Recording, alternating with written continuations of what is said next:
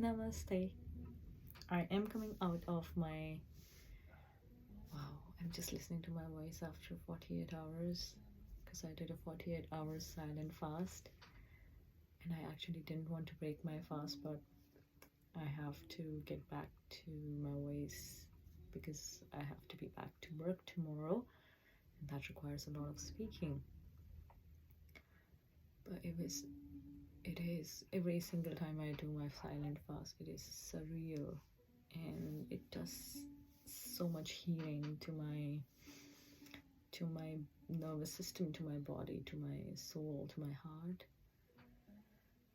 Something beautiful in this silent fast last 2 days was that I for the first time realized and felt that actually if we weren't able to speak so much as we are able to, and I'm a culprit for being a very talkative person, but if we are not able to speak that much, if we were all like, we didn't have the ability to speak in words, but we had the ability to bring our whole self, our souls to each other, and without words communicate through our souls, I think those would be more meaningful and worthwhile relationships that we would build. I have emptied myself out so much in the last few weeks or so, last few months, or maybe the whole of the year of 2023, starting from the end of 2022. I've emptied myself so much, and yet I never felt this empty as I felt in these last 2 days. And I'm not talking about a sad and sullen emptiness. I'm talking about a kind of emptiness that actually makes you feel full. It makes you feel fuller in your life, and I didn't experience it, even though I was speaking so much.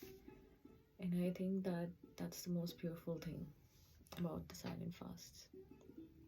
And it's so silent fast basically for me is a derivative of the Vipassana, because I have limitations. I have a full-time job. I cannot go into Vipassana every time for like 2 days or 3 days, and so I do the retreat for myself in a way that works for me. So I don't completely practice Vipassana where you're giving up everything, but I consciously choose not to speak, which is why I haven't sung a song in the last 2 days, which is why I haven't put out a video in the last 2 days of me speaking. I went out in the nature, I walked. It is beautiful here right now in Ireland. There is spring and everything is coming to life, everything is green, you have the sun, and to have the sun after like winters is beautiful. So I went out there. I experienced some moments which took me back to my childhood. I did my value exercise. So I did my live with your values. There's a deck that you can get. I can put the link in the comments there. You can purchase that deck.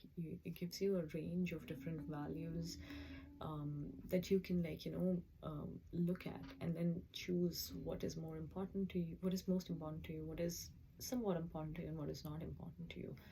And that way you filter through and find your top 10 values. And I was like coming out of that value exercise feeling, wow, like this is the answers, like these are the answers to everything that I was trying to understand about my life. Like everything that has happened in my life so far is actually like the choices that I would have made, right? Because you come to a point in your life and you think, I could have made a different choice and that would have had a different consequence. But like every single choice that I made and the consequences and the result of the cumulative of the life that I have built now is aligning with all of these values. I have them all pasted here on my wall, every single one of them. I can share with you my top three, that is purpose, integrity, and loyalty. And the definition of purpose is live life with meaning, intention, and direction. The definition of integrity is to have your outer world, right now, you, my outer world, reflect what my inner world is. So, what I am reflecting outside to you right now, and to be what you seem to be. So, whatever I might seem to be to someone, I'm actually that person. I'm not a different person inside. So, it's an inside out. And loyalty is offer and feel a strong sense of support and allegiance. So these are my top three, and my favorite one of all the 10, which which I really which actually made me smile, that it's one of my values, but it's romance, and it's feelings and rituals associated with love or romantic idols. So my name, Romana, means romantic in Urdu, and I'm not surprised that it's one of my values. But as I was actually like digging deeper into that value, I realized that it's a way of life. It's like romance is a way of life. You really see the beauty in everything. You you give love, you have these feelings, and you also have these rituals. Like, I realize my rituals of like writing in my journal, and I have a different journal for every single thing. I have a journal R, which is for my future version and for me. Then I have a journal which you can see here, Never Stop Dreaming. That's where I write my dreams, and it is like, it's surreal, the kind of dreams that I have, and then I remember them. I have a different journal for writing down my gratitude.